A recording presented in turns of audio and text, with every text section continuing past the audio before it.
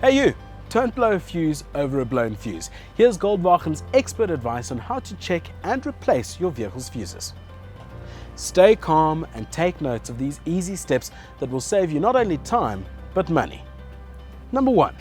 We've got to locate the fuse box, which is usually in the engine compartment on the driver's side or inside the cabin, usually on the driver's footwell, down there.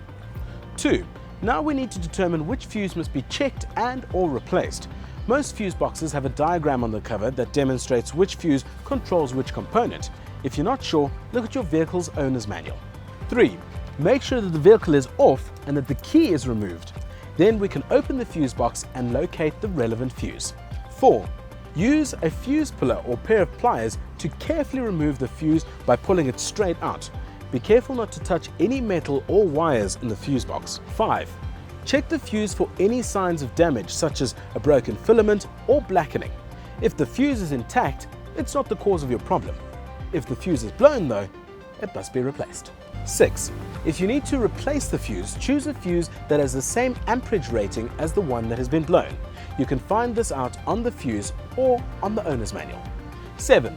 Once you have the correct fuse, insert it into the same slot and push it firmly until it clicks into place. You're almost done.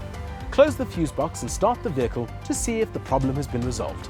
If the same fuse continues to blow, this could be a sign of larger electronic issues and must be checked by a professional mechanic. Actually, if there's anything you're unsure about or have any concerns, it's best to consult a mechanic. Sharing is caring. When you know, you know. Get in the know. Goldwachen, the parts supplier of choice, catering for all top vehicle brands.